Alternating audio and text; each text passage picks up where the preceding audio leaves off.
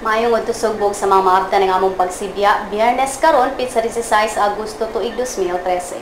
Kini si Jason Doval maghatod kaninyo og mga nagunang balita. Kini ang Sunstar Webcast.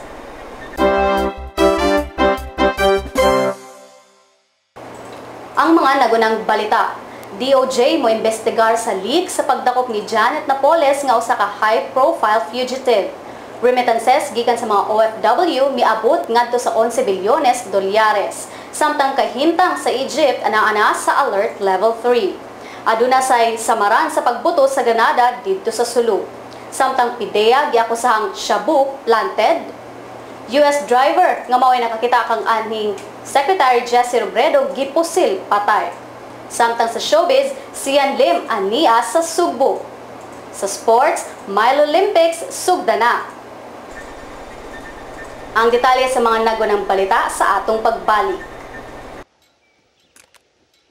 Dito sa silangan, ako isinilang kung saan nagmumula ang sikat ng araw. Ako ay may sariling kulay kayumanggi. Tayo'y mga Pinoy, tayo'y hindi kanon. Huwag kang mahihiya. Smart Bro, our fastest mobile broadband with 4 times more fiber power from the leader in mobile, Smart. Tayo'y mga Pinoy. Ang detalye sa mga balita. Imbestigaro ni Justice Secretary Leila De Lima ang pag-leak sa paggawa sa arrest warrant ni Janet Napoles ug yang igsuon nga si Reynald Lim. Tulo na kaadlaw human giluwantan sa Makati Regional Trial Court ang arrest warrant ni Napoles ug Lim apan pakyas gihapon ng mga ahente sa National Bureau of Investigation sa pagdakop sa duha. Ang abogado ni Napoles na si Attorney Lorna Kapunan mo question sa warrant of arrest nga gipagawas batok sa iyang mga kliyente ngadto sa Court of Appeals karong adlaw. Matud pa ni Kapunan nga sobra kapaspas ang pagpagawas sa warrant of arrest batok ang Napoles ug Lim bisan aduna pa sila duha ka pending motions sa korte. Gi-reject usab sa Makati City Regional Trial Court ang motion ni Kapunan aron magawas ang arrest orders. Si Kapunan miawhag ni Napoles nga mo surrender. We do not know where Mrs. Napoles is. I would like to appeal to Mrs. Napoles to say to please come forward, and we would like to avail of legal remedies. Gipangingusgan usab sa Bureau of Immigration ang pagbantay ni Napoles og Lim sa mga nagkalain-laing airport dinhi sa nasud. Sa laing balita, ang kwarta nga girimit sa mga overseas Filipino workers ni saka ngadto sa 11.8 bilyones ka dolyares gikan sa Enero ngadto sa Hunyo ning tuiga matod sa Central Bank. Sa maong mga buwan ni saka ang mga remittances ngadto sa 6.2% gikan sa 11.13 billion dollars nga nirehistro sa parehong mga buwan sa miaging tuig. Samtang ang mga remittances sa mga sea-based workers o land-based workers nga adunay short-term nga kontrata ni saka sa 7.5%. Sa Hunyo ning tuiga lang, ang personal remittances gikan sa mga OFWs ni saka matag tuig sa 5.7% nga nikabas sa 2.1 billion dollars ang kinatas-ang natala sa monthly level.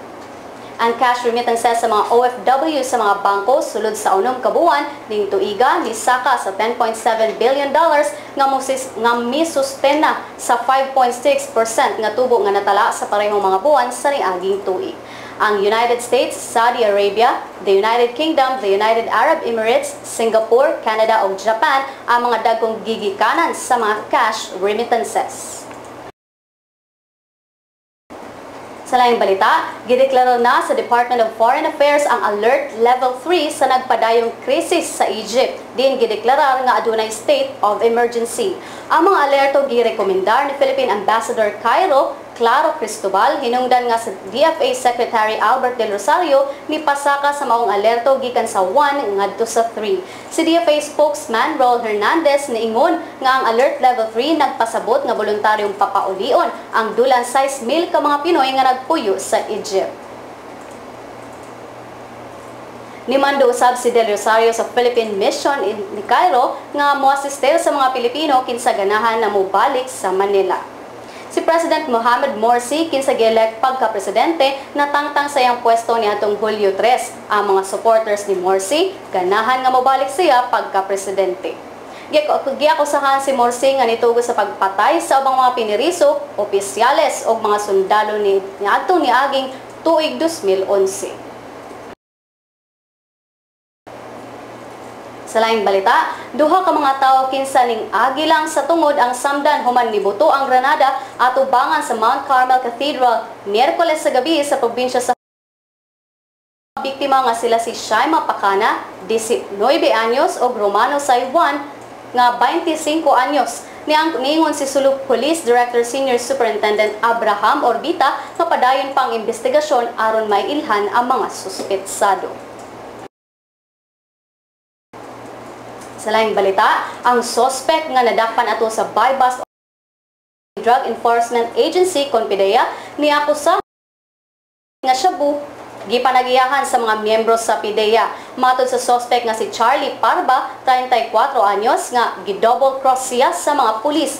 Gani daw, dugay na siyang asset sa mga pulis o niya nahibong na lang siya, nga gisikop na siya o giplantiran sa daghang shabu. Nasikop sa bypass si Parba, kinsa gitumbok nga level 2 drug pusher sa sitio Manga, Barangay Tisa, Dakbayan sa Subo ni atong Miyerkules sa gabi. Apan nang himakak si PIDEA Regional Director Julius Navales sa pasangil ni Parba ug niingon nga di kini nila asset. Nihulagway si Navales sa pamahayag ni Parba nga kabahin depensa lang kini sa mga sindikato nga nalambigit sa drugas aron madaot ang ilang operatiba. Iyang gipasabot nga di mamahimo nga mogamit silang mga tawo o asset nga nalakip sa watch list. Gibutay usab niini nga gipatawag niya ang maong mga agents og nasutang way kamatuoran ang tanan. Sa laing balita, usa ka US technical diver nga mao'y nigiya sa search operations kang kanhi Interior and Local Government Secretary Jesse Robredo giposil patay didto sa Las Piñas kagabi. Matod pa sa Philippine Coast Guard nga si Matthew Caldwell, bag-o lang nakikita sa mga miyembro sa Philippine Coast Guard Auxiliary sa wala pa ang hitabo. Nakalali si Caldwell sa mga security guards o giposil. Siya ang unang diver nga miila sa lawas ni Robredo ilalom sa dagat sa dihang nihag sa ang abyon nga gisakyan sa kadagatan sa Masbate. Mosunod ang kapalaran gikan sa Sunstar Super Balita.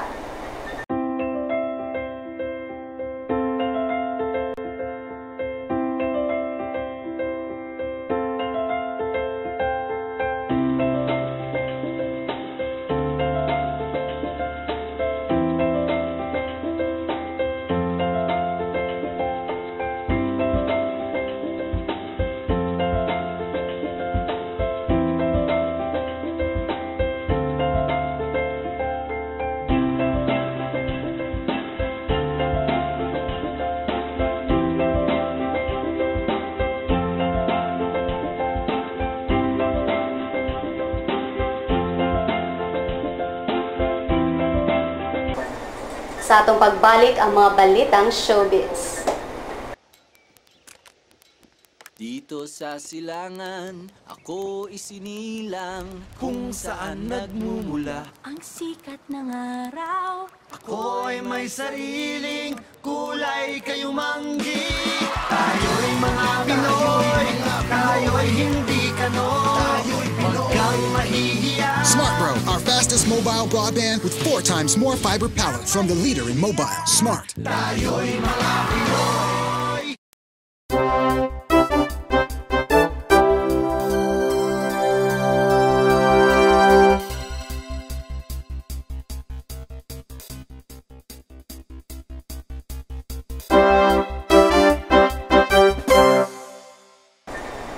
Sa showbiz balita, aniya sa Subo ang bida sa pelikula nga Bakit Hindi Ka Crush ng Crush Mo nga si Sian Lim. Sa pakiginabi sa Sunstar webcast kang Sian, mibahad kini sa iyang kalipay tungod sa success sa maong pelikula. Diin kauban niini ang Cebuana actress nga si Kim Chu. Nakaka-excite. Actually, yun ang pinakaunang nagtanong sa akin about the movie. Sobrang at first, nakaka-nervous, nakakakaba. But, syempre, ngayong nakita ko naman yung success, nakita ko naman yung syempre kinita niya yung pagtanggap ng tao. It's exciting kasi it's my first movie na ako yung lead and this is the result. So yun, maraming salamat sa lahat ng nanonood. What do you think are the factors kung bakit naging successful yung movie? I think people can relate to it. Tayo mga Pinoy, mahilig tayo sa mga... Yeah, yung mga... Naranasan mo na ba na hindi maging crush ng crush mo? Oo, lagi ko sinasabi yun. Lagi ko sinasabi na, like, sa movie kasi people can relate. Lalo na kay Sandy Veloso, nare-relate nila yung sarili nila. Kasi lahat naman tayo dumaan sa parang ugly face. Or hindi man ugly face, meron tayong parang sinasabi na awkward stage. Parang yun eh. Parang nasasabi nila, yun eh. Tapos si Alex Prieto naman yung parang dream guy. Wow! Ako talaga nagsabi na na. Parang yung crush naman. Parang yung crush naman nating lahat. Hindi ko naman sinasabi na ako yun. Pero siya yun yung parang pinoportray. So parang, in the back of people's head, parang sinasabi siguro nila na, nangyari sa akin. So I think that's probably why nag-spread siya. Nakaka-excite. Sa line showbiz balita, sa katapusan ni-react na si Kay Abad sa sex video sa iyang kanhi boyfriend nga si Chito Miranda nga ni-leak sa internet. Nagkanayon si Kay nga walay nahitabong sex video dihang sila pa sa maong bokalista sa parokya ni Edgar. Nipadayag usab siya sa iyang gibati aron pagtino nga ngadto sa iyang fans nga wala siya ang iyang kahadlukan. Bisan pa man sa maong hitabo, matod sa actress nga nagpabilin ang iyang pagtahod ni Chito. Si Miranda ug Abad nagbuwag ni adto pang 2009 human sa pila ka tuig nilang relasyon. Kasamtang uyab ni Abad ang singer-actor nga si Guji Lorenzana. Para sa uban pang showbiz balita, bisita hala ang specials.sunstar.com.ph/celebrity o i-follow pod mi sa Twitter @SunstarShowbiz. Dito sa silangan, ako isinilang kung saan nagmumula. Ang sikat ng araw. Ako ay may sariling kulay kayumanggi.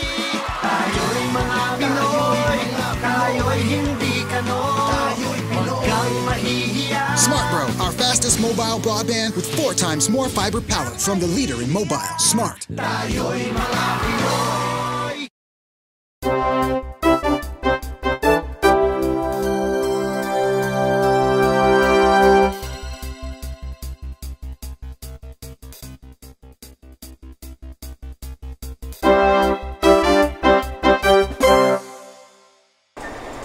Sa sports balita, formal nga ablihan karong hapon ang 18th Milo Little Olympics Visayas Regional Final sa Cebu City Sports Complex. Mukabat nga sa 6,576 ka mga atleta o coaches ang mosalmot sa tinuig nga kompetisyon nga langkuban sa 14 ka mga events. Ang parade sa tanang mga partisipante mao'y musikad sa alauna sa hapon diha sa atubangan sa Abiliana National School sa Osmeña Boulevard nga panguluhan sa defending secondary champions University of Cebu ug ingon man sa defending elementary champions University of San Carlos Basic Education ug mga opisyales. Si Robert De Vera, ang Milo Sports Executive, mo'y modeklarar sa pag-abli sa 18th Milo Little Olympics din mosunod dayon ang cheering competition sa mga lain-laing eskwelahan. Ang kompetisyon sa mga sports events ug mapamusugod din sa unang higayon malakip na sa pagkatigian karong tuiga ang basketball event sa elementary ug high school divisions.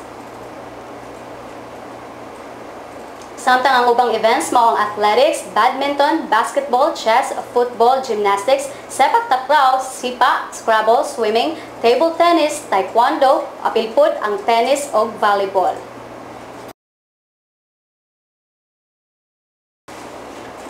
Sa laing sports balita, pasidunggan sa University of Cebu ug sa Cebu Schools Athletic Foundation Incorporated kung si Safi ang bugtong Subuanong basketballista nga si Junmar Fajardo. Kinsa nalakip sa Gilas, Pilipinas nga mao'y nakalangkat sa silver medal sa bago lang natapos nga 27th FIBA Asia Basketball Championship dito sa kauluhan. Si Fajardo lumad nga taga-pinamungahan Cebu o graduado sa kursong Hotel and Restaurant Management sa UC, diin siya nahimong varsity player. Matod sa team manager sa UC Webmasters nga si Attorney Baldomero Estenzo, aduna siya isugyot sa school management nga si Junmar Fajardo Scholarship Program. Diin si Fajardo ang mupili sa iyang himuong scholars. Sigo ni Estenzo nga dili pa nila mabutyag kung kanus a kini mapahigayon sanglit nag-agad ra sila sa bakanting mga adlaw ni Fajardo. Target sa CISAPI nga ay atol kini og CISAPI All-Star Game apan sa gihapon mag-agad kini sa schedule ni Fajardo. Sa sayo pa, ang probinsya sa Sugbo pinaagi ni Provincial Board Member Raul Alcoseba mipalabang na usab og resolusyon nga nagpasidungog ni Fajardo. Sa Lotto results, wala pa'y nakadaog sa Mega Lotto 645 nga may premyo nga kapin sa 20 milyones ka pesos. Wala pa usab nakadaog sa Grand Lotto 655 nga may premyo nga kapin sa 50 milyones ka pesos. Bulahon karong gabi ang Super Lotto 649. Samtang ang balor sa dolyar gikan sa Bangko Sentral ng Pilipinas, $1.43 pesos. Alang sa kahimtang sa panahon, atong paminawon si Oscar Tabada gikan sa Pag-asa Mactan. Ado na kita'y mahinay nga habagat kung Southwest Monsoon maka-epekto kini sa Kabisayan. Dini sa lalawigan sa Sugbo, ingon ang Metropolitan Cebu, makasinati kitag mayong panahon karong adlaw, inoon doon na sa kita'y mahinay nga pangulan o panurukilat karong gabi. Mapanganuron o mayong panahon gikan sa Sabado ngadto na sa Martes. Ang Bohol ingon man ang Tagbilaran ug ingon man sa Dumaguete ug Negros Oriental. Makasinati kitag mapanganuron nga kalangitan inubalan kini makusog-kusog nga pangulan panulog-kilat karong hapon o karong gabi. Manini doon na kitay mapanganuron ug mayong panahon gikan sa Sabado ngadto na sa Martes. Mahinay ngadto sa kusog-kusog nga hangin gikan sa habagat ang Muhuros ug atong dagat sa bayunan nini kasarangan. Gikan Butas Pag-asa, Oscar Tabada.